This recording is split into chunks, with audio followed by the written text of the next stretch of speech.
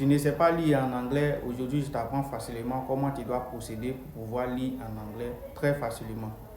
Ok, lorsque tu vois un mot anglais, je prends un exemple, ce que tu vois en haut là. Lorsque tu vois IR plus une consonne, le IR là se lit en anglais air. Ça se lit air. Il ne faut pas lire comme en français. Lorsque tu vois IR plus consonne, le IR là devient air.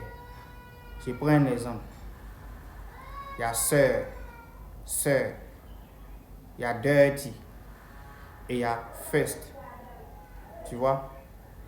Parce qu'il y a IR et puis il y a ST.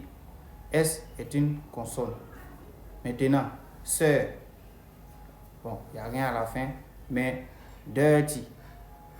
Dirty. Vous voyez? Le T là, c'est une consonne, ce n'est pas une voyelle. Donc automatiquement le IR devient R. Maintenant, deuxième aspect, lorsque tu vois IR dans un mot, ou bien tu vois consonne plus IR, plus E à la fin de IR là, ce n'est plus R, ça change de sens maintenant, ça change de son.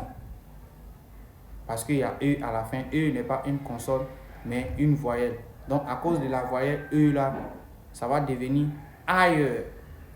Ailleurs. C'est-à-dire R est devenu ailleurs à cause de E qui est à la fin. Donc je prends un exemple tout court.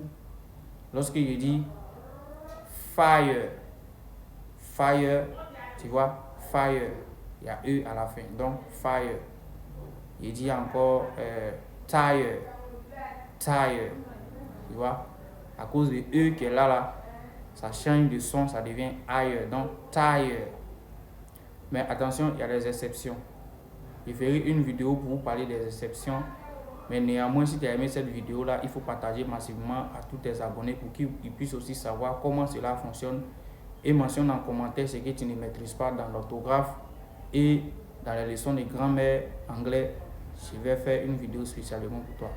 Merci.